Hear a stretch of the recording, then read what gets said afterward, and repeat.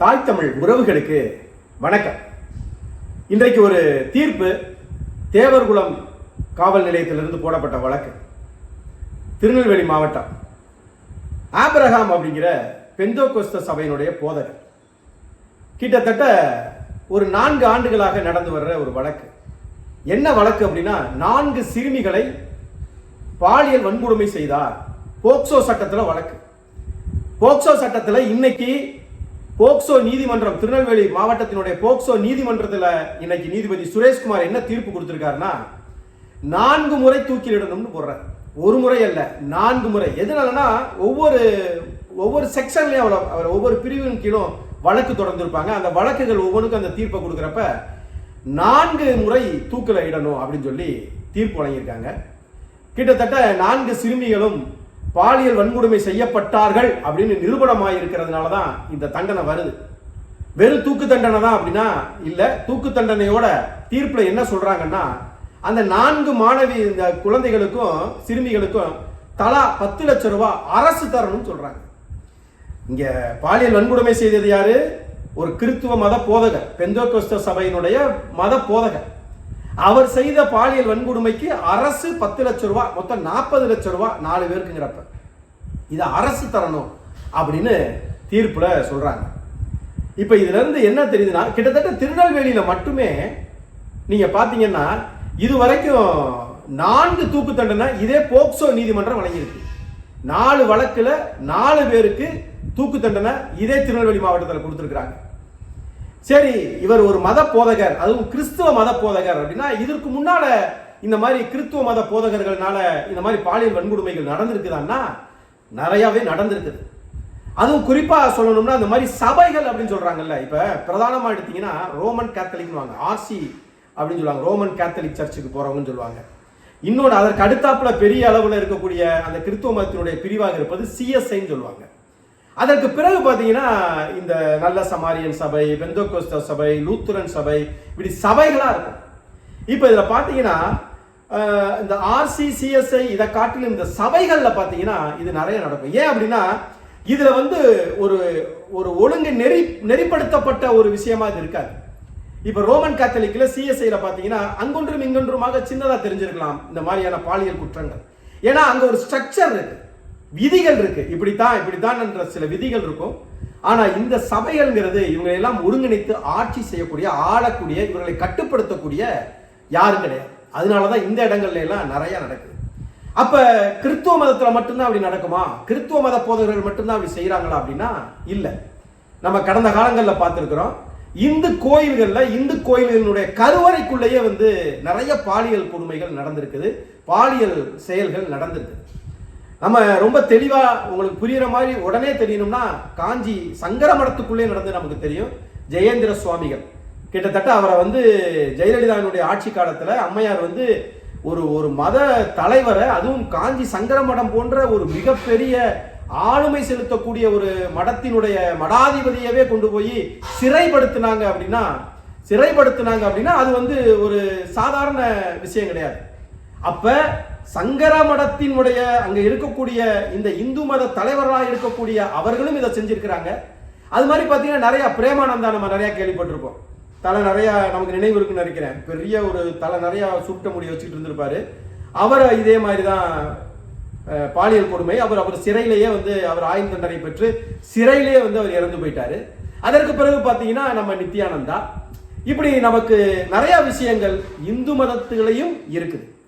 அப்ப அடுத்து இங்கிட்டு வரங்க, அப்ப இஸ்லாமிய மதத்துல இல்லையாப்பா, நீ என்னப்பா கிறிஸ்துவ மதத்தையும் இந்து மதத்தையும் மட்டும் சொல்ற, அப்ப இஸ்லாமிய மதத்துல இல்லையானா இருக்கு. இங்கே இல்லைன்னா இந்தியால இல்ல, வெளிநாடுகளில் இருந்திருக்குது, இந்தியாவில் இருந்திருக்குது, தமிழ்நாட்டில் இருந்திருக்கு. நமக்கு தெரிகிற மாதிரி சொன்னா உத்தரப்பிரதேசல ஹமீர்பூர் மாவட்டத்துல முந்தாசீர் அலம் அப்படிங்கிறவர் மசூதி வளாகத்துக்குள்ளேயே சிறுமிகளை பாலியல் வன்கொடுமை செய்து ஆயுள் தண்டனை பெற்று இருக்கிறாங்க. இப்ப இந்த மாதிரி எல்லா மதத்திலையுமே இருக்கிறாங்க. அப்ப இது என்ன மதம் சார்ந்த பிரச்சனையா இது அப்படின்னா இல்ல, இது மதம் சார்ந்த பிரச்சனை இல்ல. எல்லா மதத்திலையுமே இந்த பாலியல் குற்றவாளிகள் இருக்கிறாங்களா? இருக்கிறாங்க. ஆனா இங்க நம்ம சொல்ல வர்றது என்ன அப்படின்னா, நீங்க நல்லா புரிஞ்சுக்கணும், இந்த நான் சொன்னவங்க எல்லாருமே மதத்தின் தலைவர்களாக இருப்பவர்கள். அந்த மத தலைவர்கள் மத குருமார்களாக இருக்கக்கூடியவர்கள் அப்படிங்கிறது ரொம்ப முக்கியம். நம்ம எந்த அளவுக்குன்னா மதத்தை வைத்து அவங்க செய்யறாங்க. இப்ப இன்னைக்கு நடந்திருக்குது இல்லையா, இன்னைக்கு இந்த தூக்கு தண்டனை கொடுத்திருக்காங்க ஆபிரகாம், இவர் அந்த 4 சிறுமிகளையும் பாலியல் வன்கொடுமை செய்வதற்கான காரணம் என்ன? எந்த முகவரியில் அவர் வர்றாரு? ஒரு மதத்தில் ஒரு பெந்தோகோஸ்தே சபையினுடைய போதகர் அப்படிங்கிற முகவரியில் வர்றாரு. எங்க வச்சு இந்த பாலியல் குற்றங்கள் நடக்குது? போதனை செய்யக்கூடிய இடத்துல, ஜெப வழிபாடு செய்யக்கூடிய இடத்துல, ஜெப வழிபாட்டுக்கு வந்த சிறுமிகளை செஞ்சிருக்கிறார்.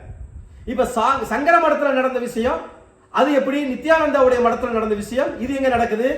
ஜெயேந்திர சரஸ்வதி சுவாமிகளா இருக்கட்டும், இல்லைன்னா நித்யானந்தாவாக இருக்கட்டும், இவங்க எதை ஒரு மதத்தினுடைய ஒரு பிரிவினுடைய தலைவர்கள். இவங்கெல்லாம் ஒரு மடத்தினுடைய தலைவர்கள், ஒரு நித்யானந்தா ஆசிரமத்தினுடைய அந்த தலைவர் அவர் நித்யானந்தா.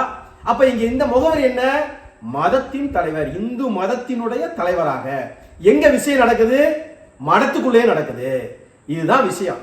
இப்ப இதையெல்லாம் நீங்க வச்சு பாருங்க. இங்க மசூதிக்குள்ள நடக்குது. அவர் எப்படி வர்றாரு? முண்டாசிர் ஆலம் யாரு? ஒரு மசூதியை நிர்வாகம் செய்யக்கூடிய ஒரு மத போதகர் அவர், இஸ்லாமிய மத போதகர் அவர். அப்ப இதையெல்லாம் வைத்து பார்க்கும்போது மனிதர்களாக இவர்களை பார்க்க முடியாது. மொத்தத்துல பாலியல் குற்றங்கள் அப்படின்னு எடுத்தா அதுல இவர்கள் தான் அவங்க தான் கிடையாது. எல்லாரும் இந்து மதத்தை வழிபடுறவனும் செய்வான், கிறிஸ்துவ மதத்தை வழிபடுறவனும் செய்வான், இஸ்லாமிய மார்க்கத்தை வழிபடுறவனும் செய்வான். அது அவனுடைய மனநிலை, அவன் வளர்ந்த விதம், அவன் பார்க்கின்ற பார்வைன்னு போயிடலாம். ஆனால் அந்த மதத்தின் தலைவர்கள் செய்யும் போதுதான் இங்க வேற மாதிரி வருது.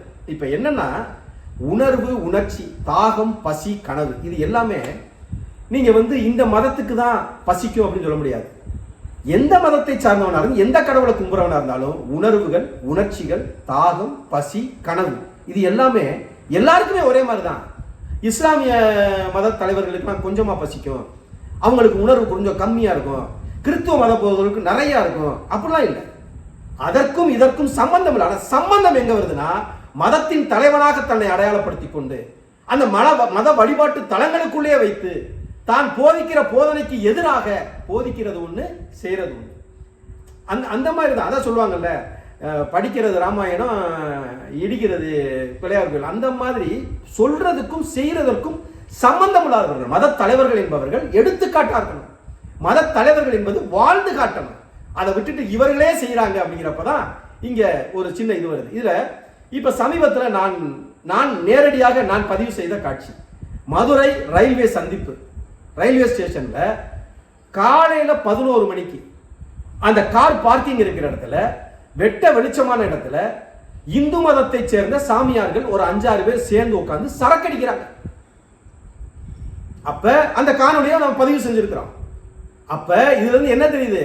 நீ மதத்தின் பெயரால, ஒரு நம்பிக்கையின் பெயரால அவங்க கையை நீட்டும் போது நீ பணத்தை போடுற. ஏன்னா அவங்க போட்டிருக்கிறது காவி உடை, சடை வளர்த்திருக்காங்க, தன்னை ஒரு சாமியாராக, தன்னை ஒரு மதத்தினுடைய அடையாளமாக காட்டுறாங்க. நீ காசு போடுற. ஆனா அந்த காசை வச்சுட்டு அவங்க சரக்கு வாங்கி அடிக்கிறத பதிவு பண்ணிருக்கோம். அது எப்படி? மதுரையினுடைய மையப்பகுதியில் மதுரை ரயில்வே சந்திப்பு இருக்கக்கூடிய இடத்துல, அந்த மயிலுந்துகளை வாகன நிறுத்தும் இடத்துல எந்த கூச்ச நாச்சம் இல்லாம, மறைஞ்செல்லாம் உட்காராம, வெட்ட வெளியில உட்கார்ந்து தன்னுடைய உடைகளை கூட மாத்திக்காம சரக்கடிக்கிறாங்கன்னா, அப்ப மதத்தை பரப்புகிறவர்களை, மதத்தை போதிக்கிறவர்களை மக்கள் எந்த கண்ணோட்டத்தோட பார்க்கிறாங்க? கடவுளுக்கு இணையா பார்க்கிறாங்க. ஆனால் இவர்கள் செய்யக்கூடிய செயல்கள்லாம் என்ன? நம்ம இந்த விஷயத்திலிருந்து நம்ம சொல்ல வர்றது என்னன்னா, மத தலைவர்களை, வழிபாட்டு தலங்களை அணுகும் போது கூட நாம் அவர்களும் மனிதர்கள் தான் அப்படிங்கிறத நம்ம மனசுல வச்சுக்கணும். இன்னும் சுருக்கமா சொல்ல போனா, என்னுடைய தனிப்பட்ட கருத்தெல்லாம், கடவுளை நேரடியாக சந்திக்கணும், நேரடியாக பேசணும், நேரடியாக முறையிடணுமே தவிர அதுக்கு ஒரு புரோக்கர் வச்சுக்கிட்டு, அதுக்கு ஒரு மீடியேட்டர் வச்சுக்கிட்டு, இவங்க மூலியமா தான் கடவுள்கிட்ட பேசணும், இவங்க கிட்ட சொல்லிதான் கடவுள்கிட்ட சொல்லணுங்கிறது, அதை உங்க கருத்துக்கே நான் விட்டுறேன். ஒவ்வொருத்தரும் அதை ஆய்ந்து முடிவு செஞ்சுக்குவோம். கடவுளுக்கும் உனக்கும் இடையில கடவுள் அந்த மாதிரியான மீடியேட்டர்களை வைத்திருக்கிறாரா? அப்படி வைத்திருந்தால் அவர்கள் இப்படி செய்யக்கூடிய செயல்களுக்கு என்ன தண்டனை? அவர்களை நம்ம பின்பற்றலாமா? இதெல்லாம் நம்மளை ஆய்வு செய்து அந்தந்த மத கோட்பாடுகளுக்கு ஏற்ற மாதிரி நம்ம நடந்துக்கணும். எது ஒண்ணுங்க, பள்ளிக்கூடத்துக்கு பிள்ளைகளை படிக்க அனுப்புனாலும் சரி, பெற்றோர்களுக்கு இணையானவர்கள் தான் ஆசிரியர்கள், வாத்தியார்கள். ஆனாலும் இன்றைக்கு உள்ள கால சூழ்நிலையில் அவர்களையும் சந்தேக கண்ணோட தான் பார்க்கணும். அவர்கள் மீதும் எச்சரிக்கையாக தான் இருக்கணும். மத தலைவர்களா அவர்களிடத்திலும் நாம் எச்சரிக்கை. இன்னைக்கு இந்த ஆபிரகாம் மத போதகர் இன்னைக்கு தூக்கு தண்டனை பெற்றிருக்காரு போக்சோ நீதிமன்றத்தில். இவங்க கிட்ட அந்த 4 சிறுமிகளையும் அனுப்புனது யார்? உங்க பெற்றோர்கள் தானே. எந்த நம்பிக்கையில் அனுப்புனீங்க? நம்பிக்கை தூக்கி ஓரமா வைங்க இனிமேல். இப்ப நான் என்ன நடந்து போச்சு? அப்ப யாரு சுதாரிப்பா இருக்கணும்? கள்ளன் பெருசா காப்பான் பெருசானா? கள்ளன் தான் பெருசு. கடவுள் மீது பயம் இருக்கணும், கடவுள் மீது பக்தி இருக்கணும். இந்த ரெண்டுலையுமே எது சிறந்ததுன்னு பாருங்க. கடவுள் மீது பயம் இருக்கக்கூடாதுங்க. இன்னைக்கு நீங்க தானம் பண்றீங்க, தர்மம் பண்றீங்க, தினம் கோயிலுக்கு போறீங்க, இல்ல கிறிஸ்தவர்கள் ஞாயிற்றுக்கிழமை கோயிலுக்கு போறாங்க, இல்ல இஸ்லாமியர்கள் வந்து வெள்ளிக்கிழமை தொழுக போறாங்க, இந்துக்கள் செவ்வாய் வெள்ளி போறாங்க அப்படின்னா பயந்து போக கூடாது. கடவுள் மீது பயம் இருக்கக்கூடாது, கடவுள் மீது பக்தி இருக்கணும், பாசம் இருக்கணும். அவ்வளவுதான். கடவுள் மீது கொள்ள வேண்டியது பயமா பக்தியா? இந்த கேள்வியோடு இந்த காணொலியை நிறைவு செய்கிறேன். நான் உங்கள் அருண் ஜெயசீலன். இது முத்தமிழ் முரசு. முத்தமிழ் முரசை பின்தொடருங்கள், இணைந்திருங்கள். இது போன்ற சமூகம் சார்ந்த நாம் தெரிந்து கொள்ள வேண்டிய அறிவுபூர்வமான செய்திகளை உங்கள் விழிகளுக்கும் உங்கள் செவிகளுக்கும் கொண்டு வந்து சேர்ப்பது முத்தமிழ் முரசு. நன்றி, வணக்கம்.